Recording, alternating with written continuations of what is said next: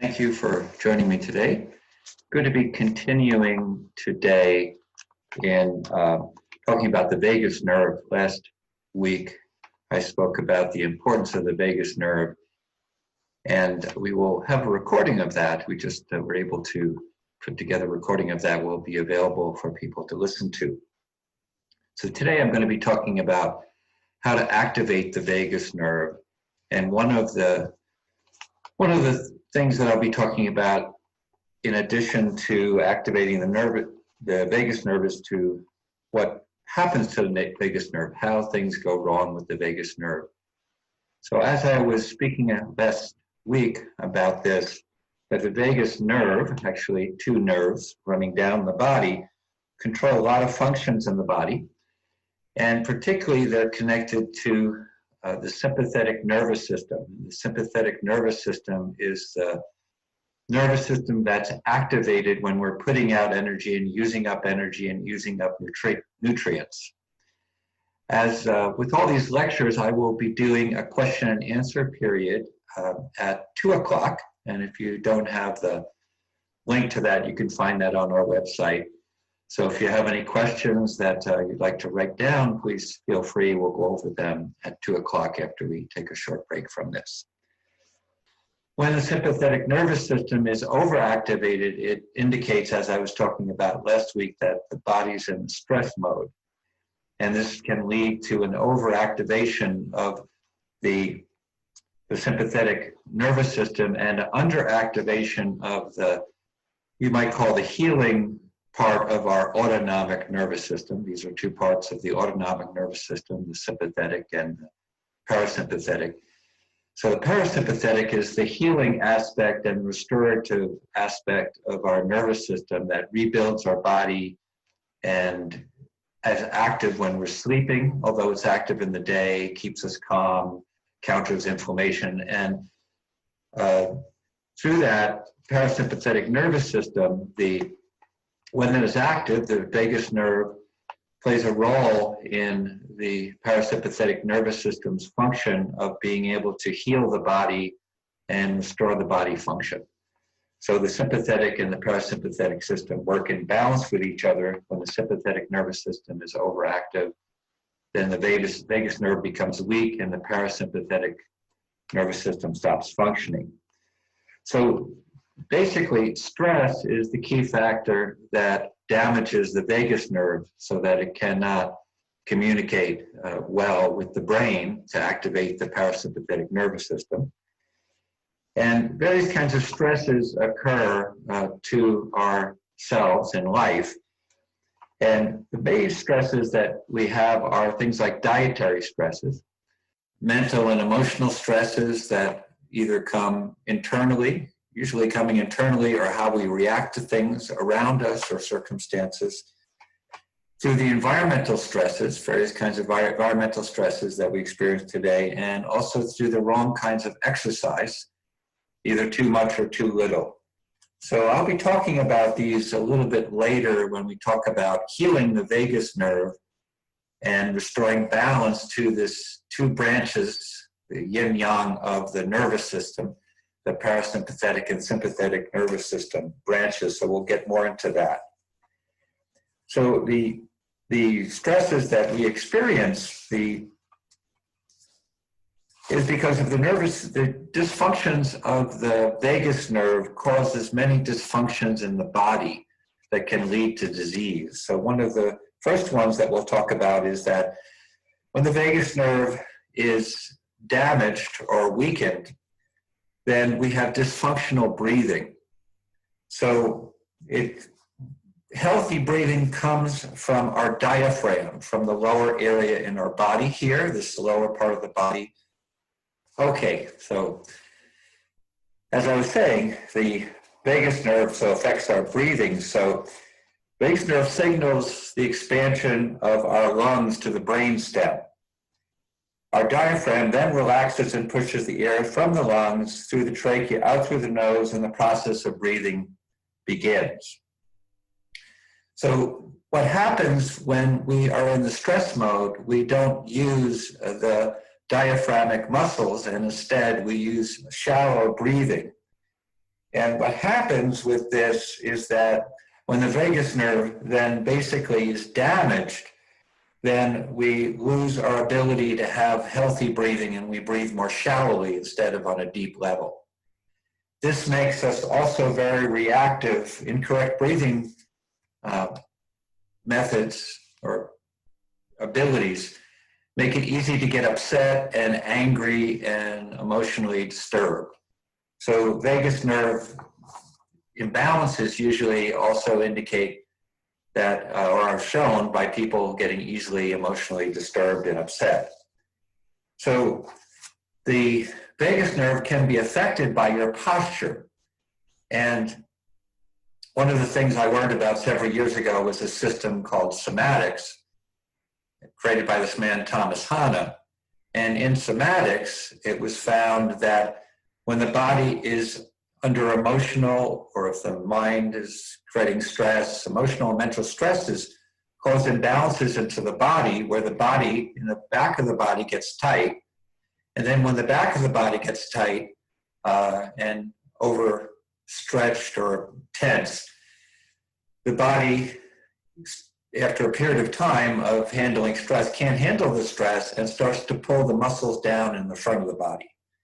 And when these muscles are pulled down in the front of the body, basically what happens is that the vagus nerve gets damaged from that and weakened. So one of the key factors is to open up the front of the body. Sitting, looking at computers and phones make this worse in posture. But this has to be done by you have to correct this by a certain type of exercise. Regular stretching doesn't do this. In fact, if you overstretch, you tighten these muscles more. So you have to do something called pandiculation, and that's what I recommend, and I teach people about somatic movements by Thomas Hanna. I recommend his book. And also Qigong works by pandiculation. Pandiculation is lengthening a part of the body and then tightening it. And by this, your brain starts to realize that that part of the body is tight and starts to release it. So this is the way breathing can be really helped in the vagus nerve in the front by doing exercises that utilize pandiculation for the front of the body.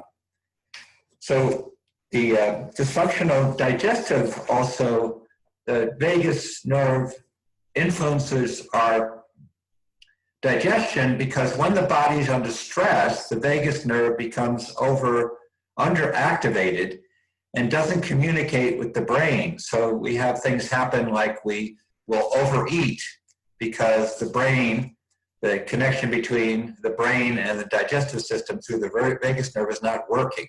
So we eat more food, or we crave very rich foods like sugar and processed foods. So we end up getting more food than we need, or unhealthy food because we have cravings. This is related to the vagus nerve. The vagus nerve also controls the digestive function. So to help our digest our food very well. It also controls the bacteria that's in the colon and bacteria overgrowth that can go into this small intestine by the communication between the brain and the vagus nerve. So when it's damaged, we can have bad bacteria growing in the colon. We can have overgrowth of bacteria in the small intestine. So it creates a dysfunctional, vagus nerve being damaged will create a dysfunctional, what's called microbiome, which is the bacteria in your colon. Vagus nerve damage can also create chronic inflammation in the body, because the vagus nerve connected to the parasympathetic nervous system, particularly controlling the function of the parasympathetic nervous system, at least communicating that to the brain that needs to function more, controls inflammation. And inflammation is a healthy thing that is a healing aspect of the body. It creates inflammation for healing, but when it becomes chronic, we can become exhausted. We can create things like autoimmune diseases, immune dysfunction, so that if the vagus nerve is properly functioned, we don't have over-inflammation or overly high inflammation. So chronic inflammation can create things like arthritis type diseases in the knees and ankles, shoulders and wrists, autoimmune conditions. And when the vagus nerve is functioning, it sends a signal to shut down the inflammation. So that's why we have to have a healthy vagus function and nerve function. Inflammation in the gut also is controlled by the vagus nerve, so it's not functioning, you'll have high inflammation in the gut, leading to things like irritable bowel, colitis, Crohn's disease.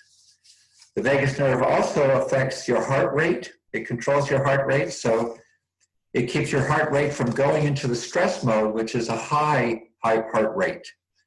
So the heart will beat very fast when you're under stress, but if this happens all the time, this can weaken the body and cause damage and also cause problems like high blood pressure.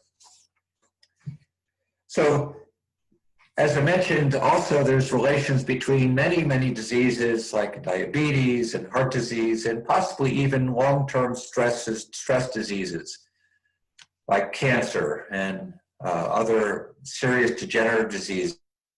So many problems. So we're going to talk about some of the things that you can do for the vagus nerve. First is with diet. So make sure that your diet is not putting you in the stress mode. So we have to watch the things that put us in the stress mode. So in diet, things that put us, a healthy diet, as they found out in many traditional cultures, particularly as they talked about Asia, is a diet that's something called the clear light diet, focused around grains and vegetables, particularly lightly cooked vegetables with heavier elements to build the body. Heavy elements include things like natural fats and some sweeteners and animal foods and animal protein, natural animal proteins in varying degrees. And so this is what I call full spectrum macrobiotic diet. So because the idea is that the digestive system is something like a cooking pot and a fermentation vat. The stomach is kind of like a fermentation vat, and the digestive function is like a cooking, like a stove that's heating up the body, heating up the food and breaking it down. So the idea is that anything that goes against this would basically put you in the stress mode and weaken the body, and then this damages the vagus nerve. So this includes not eating enough food or overeating food. Usually overeating food is related to eating too much processed foods and chemicalized foods with chemicals and sugar and refined food. Also, chemicals in foods, which cause stress to the body. Hormones in food that cause stress to the body, like the modern diet. Too much raw food. Raw food is hard to digest. Human beings don't have the ability to digest raw food. So if our diet includes a high amount of raw food, it puts us in the stress mode, which damages the vagus nerve because stress damages. If our diet is missing nutrients, so the standard American diet is missing many nutrients, but vegan diets are missing many nutrients unless you supplement and carefully balance your diet. Vegetarian diets can be missing nutrients. Low carb diets can be missing nutrients. All kinds of natural diets that limit food groups. So we have to make sure that our diet is not stressing us. In our lifestyle, one thing more about excess refined foods, of course, that people eat. Sugar and refined foods puts the body in stress because it displaces other foods often. That's the main issue. And then excess PUFAs.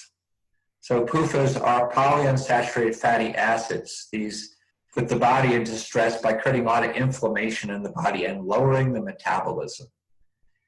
In lifestyle, so any of these things that put the body in stress damage the vagus nerve. So healing the vagus nerve also relates to getting rid of stress from the body as much as possible. In through breathing, we could also heal the vagus nerve because we put our body into the parasympathetic mode. So the best breathing to practice, if we practice breathing, we can heal the vagus nerve. The healing breathing is abdominal breathing, or breathing from the diaphragm. In Qigong, which I practiced and taught over the years and still teach and practice, it's called kidney breathing, where when you breathe in, the breath expands slightly the belly the back and the sides of the body with the chest not moving much.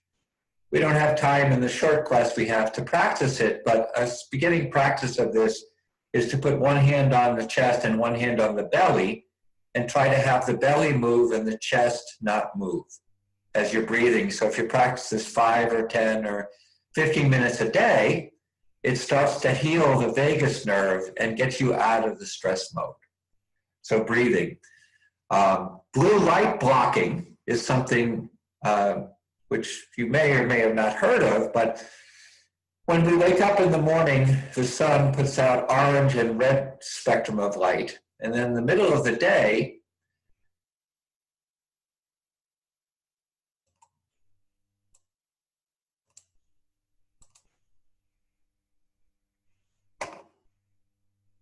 okay, can you hear me now? I think you can. So in the middle of the day, then what happens is that the light becomes blue. And then at the end of the day, the light returns again to red and orange spectrum. So when we use things like computers or bright lights at night, it makes us think that it's the beginning, it's the middle of the day, and this disturbs our sleep and disturbs our body and puts us in a stress mode. So there are ways to block the blue light on phones. If you have an iPhone, there's a night mode. If you have an Apple computer, it's a night mode also. You could put it in the night mode. And then there's something called something you can get for also PCs called Just Get Flux. It's Flux, so Get Flux. So these are things that you can get to block the blue light. And if you want to really get something, you get those very strange orange blue light blocking glasses that you can block the light at night if you want to get into a deeper sleep. So basically, then in our lifestyle, things like irregularity, I talked about this in past lectures, lack of sleep, too much activity or too little activity, work stresses and work irregularity or work stress can put you into the stress mode to weaken the vagus nerve. So we try to minimize these as much as we can. And in the environment, things like chemicals, sound pollution, electromagnetic fields, 5G, these are things we have to try to be careful to make sure that there's ways to help you protect yourself from things like the damaging effect of the new 5G coming and things like electromagnetic fields that put you in the stress mode. Drugs and medicines and even things like vaccines can really have harmful effects to put you in the stress mode. And then we have to work on our mind and relationships. Meditation is one of the good practices to get us out of the stress. Now, there are some things that we could do very specific also. All these things will help the vagus nerve. And then targeted things that help the vagus nerve is shut off your electronics at night. If you have a Wi-Fi, because that puts you in the stress mode. So shut off your electronics at night. Sleeping in a clean, organized space also helps your vagus nerve by getting out of the stress mode. Sleeping on the side. It's very interesting that sleeping on the side has been found to help improve the vagus nerve rather than sleeping on your stomach or sleeping on the back. And so there's some kind of tricks you could find out if you don't sleep on your side. But it's been found that sleeping on the side especially the right side, is the best for helping vagal modulation. So this is some studies they've done that helps. So if you're sleeping on your back for a long period of time, it has a negative effect on your vagus nerve, or sleeping on your stomach has a negative effect on your vagus nerve. So if that's your tendency, you should really look into changing this. Intermittent cold exposure strengthens the vagus nerve. So that would be something like taking a cold shower, but not every day. Because if you do something every day that's stressful, it can weaken the body, but occasionally if you take a cold shower, it stimulates the vagus nerve, or occasionally if you go outside and experience the cold. Humming or chanting stimulates the vagus nerve because it goes down the front of the body here. Many people know of the yoga chant Om, which is really what I learned, it's Aum. So it has many different phases, but if you do that chant, or if you hum, it activates the vagus nerve. And also another way to activate the vagus nerve is the gagging reflex. So activating the gagging reflex. So this may sound strange, but what you can do is when you're brushing your teeth, you can touch the soft palate and it stimulates the reflex. So this strengthens and heals the vagus nerve. And also gargling. Gargling will stimulate the vagus nerve. So very simple practices besides getting you out of stress, and things like gargling will help, and all these other practices that stimulate the front of the body, stimulate the vagus nerve. Now, in addition, there is the gargling, by the way, is effective if you do it with extra vigor, a little bit, like really loud gargling. You may scare your housemates and family, but that's more effective.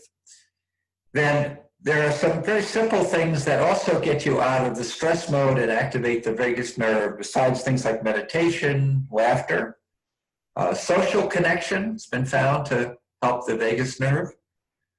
Having connections with family and friends. This is a difficult time for the vagus nerve for sure, but we have to try to make connections. Music.